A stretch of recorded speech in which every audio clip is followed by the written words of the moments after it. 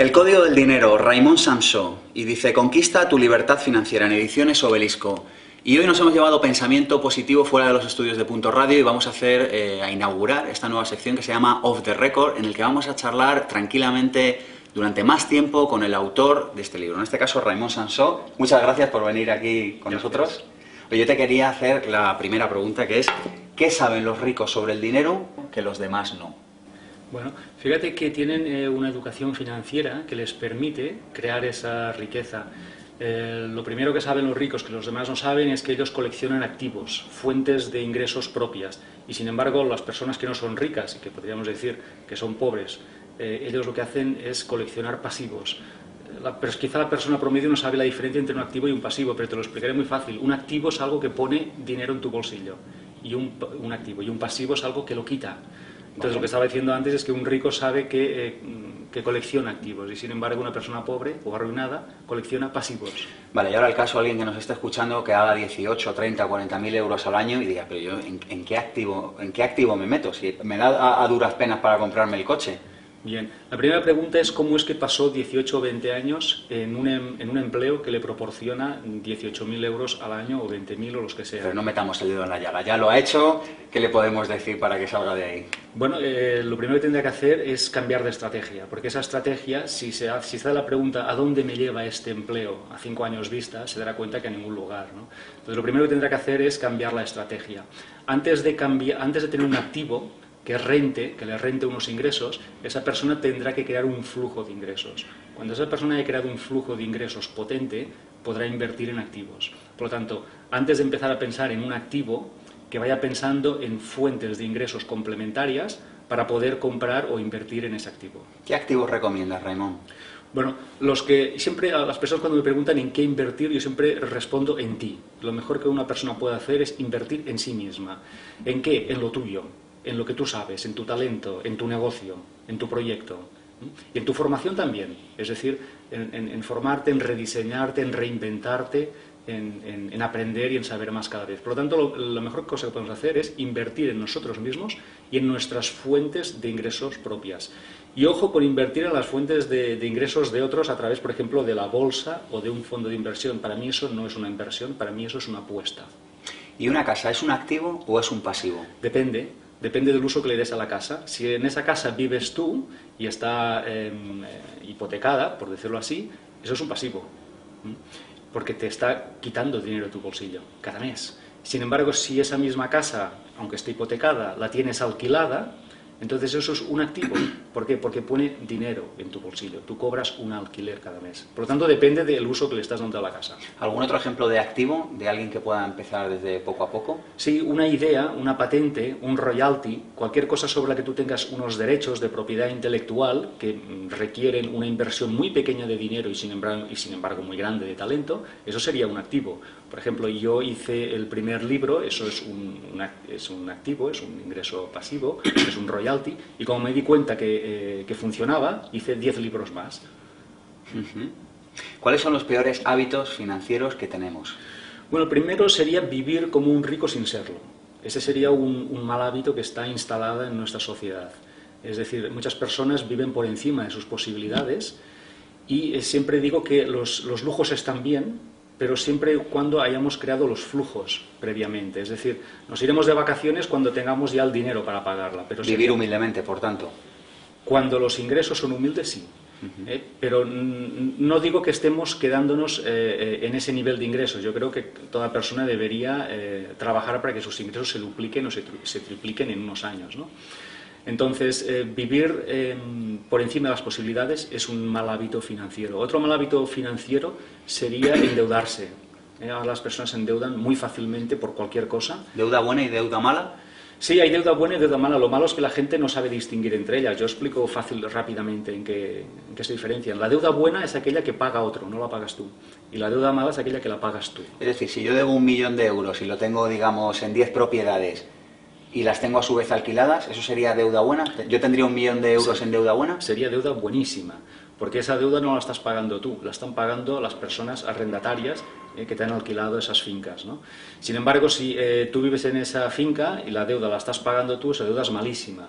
Por tanto, deuda buena es aquella que paga otro, y a ese otro le llamaremos cliente, sea un arrendatario o sea un cliente de tu negocio, de tu empresa. ¿Cuál es tu opinión sobre el ahorro? ¿Cuánto dinero hay que tener ahorrado? Yo creo que... ¿Y cuánto invertido, sí, por tanto? El ahorro tampoco es una estrategia sofisticada para la riqueza, porque hoy el tipo de dinero está bajísimo, entonces el banco te paga muy poco, un 1%, o sea, nada, menos que la inflación, por tanto estás perdiendo dinero, hoy quien ahorra pierde dinero, pero con eso no desanimaré a que se ahorre, sino que todo lo contrario. Yo animo a las personas que ahorren, que hagan un rincón, que reúnan una suma, pero no para tenerla en el banco, porque eso es tener tu dinero en el negocio de otro, no. Para tenerlo en tu propio negocio, es decir, reúne dinero, reúne una suma y cuando tengas suficiente, inviértelo. Es decir, el ahorro está justificado para invertir a posteriori. Y sin embargo, yo de hecho hablaba de esto en Vivir sin Jefe, ¿no? Yo aconsejo, porque he visto, en mí ha ido bien, a lo mejor me he equivocado y en este caso deberías, bueno, pues darme tu opinión, ¿no? Pero creo que le hace bien a las personas tener un dinero ahorrado para saber que pueden vivir los siguientes meses sí, sin ningún tipo de... Sí. O sea, como que eso da una tranquilidad, yo lo he comprobado por gente que lo hace, yo mismo lo he hecho, ¿no? Y yo creo que es una cosa que da como paz interior, ¿no? Sí, yo siempre aconsejo a las personas que tengan un año cubierto de sus gastos. Y todo lo demás invertido. Todo lo demás invertido. Ese dinero te permite ser tu propio banco, que digo yo. Es decir, cuando tengas una necesidad no corras al banco a pedirle un préstamo, puesto que tú tienes ahí una suma, puedes convertirte en tu propio banco.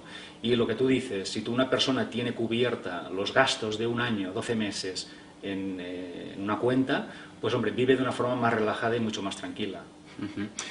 Hay una parte de tu libro en la que mencionas, no sé si son 30 o 30 y pico preguntas que cualquier persona debería hacerse si quiere, bueno, pues vivir desahogadamente desde un punto de vista económico, si quiere alcanzar la independencia financiera. Nos dices, no sé, las 3, 4, 5 que tú veas clave, bueno, pues para alguien que nos esté escuchando en este momento y que se le remueva un poco la conciencia. Bueno, la primera pregunta es la que decía antes, ¿a qué me conduce seguir en lo que estoy ahora? Es decir, ¿cómo estaré dentro de 5 años o dentro de 10 años si sigo haciendo lo que estoy haciendo? Y sigo ganando lo que gano y trabajando en lo que trabajo. Es la primera pregunta, ¿no?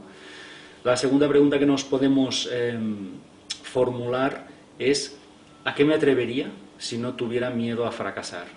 Es decir, ¿qué proyecto empezaría? ¿En qué trabajaría? ¿En qué invertiría mi dinero y mi tiempo y mi energía?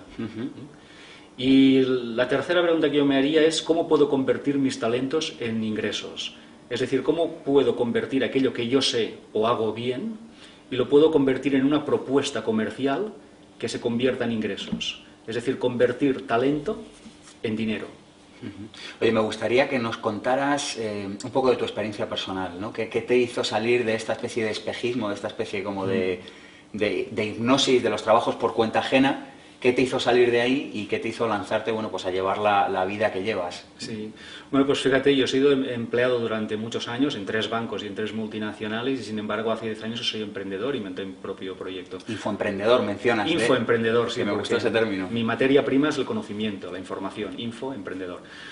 Bueno, pues yo me di cuenta de que no era feliz, es decir, de que mi vida no tenía significado. Ganaba mucho dinero, me pagaba muy bien en el banco, era fijo, era director, estaba bien considerado y sin embargo carecía de significado. Entonces, las personas cuando llegan a cierta edad, a los 30, a los 40 años, buscan más significado, propósito, una misión, algo que les satisfaga y no tanto dinero. Entonces me di cuenta de que eso me empezaba a enfermar, me empezaba a deprimir. Era una persona triste y por supervivencia, no por valentía, decidí dedicarme a aquello que me apasiona, que es la escritura de libros, la motivación y el conocimiento.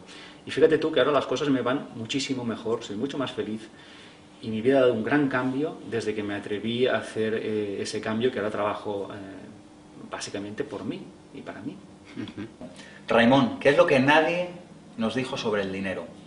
Bueno, pues mira, te diré lo que nos decían sobre el dinero y luego lo que no nos dijeron sobre el dinero. Lo que nos decían sobre el dinero es que los problemas de dinero se solucionan con dinero. Falso, no es correcto. Y lo que no nos dijeron es que los problemas de dinero se solucionan con imaginación, con creatividad. Antes de acabar, me gustaría que le pusieras deberes a quien nos esté escuchando. ¿Qué deberes le pones? Bueno, pues el primer deber que podríamos hacer es para el año que viene que calculen las personas su patrimonio neto. Así, ¿qué es el patrimonio neto? Muchas personas se preguntan. Bueno, pues el patrimonio neto son sus activos menos sus pasivos, es decir, aquello que tienen menos aquello que deben. Deberíamos saber si nuestro patrimonio neto es negativo, positivo o cero. Por lo tanto, vamos a reunir todo aquello que tenemos y vamos a restarle todo aquello que debemos. Y vamos a ver si nos sale una cifra roja o negra. Si sale positiva, pues vamos bien. Y el deber para el año que viene podría ser: ¿qué puedo hacer para que este patrimonio neto aumente un 10%? Es decir, me voy a poner el deber de aumentar mi patrimonio, mi riqueza, el patrimonio neto es la riqueza, en un 10%. Otro deber que nos podríamos poner, y este para mí es importante, es ¿qué fuente de ingresos complementaria puedo desarrollar este año que empieza ahora? Yo me pongo cada año el deber, la obligación moral de iniciar una nueva fuente de ingresos y sumarla a las que ya tengo. Ahora mismo estoy personalmente en 9 fuentes de ingreso y en el año que viene la 10ª. Es decir, que cada persona piense en una actividad que pueda hacer fuera de su trabajo, que la pueda hacer en horas, desde su casa, para complementar sus ingresos. Eso es lo segundo que podemos hacer. Y lo tercero es ¿qué cifra quiero ganar este año? Fíjate tú que si esa persona tiene un sueldo, una nómina, ahí no tiene elección, porque las nóminas están cerradas, están limitadas. Pero si tiene ya alguna fuente de ingresos propia, esa pregunta sí tiene sentido.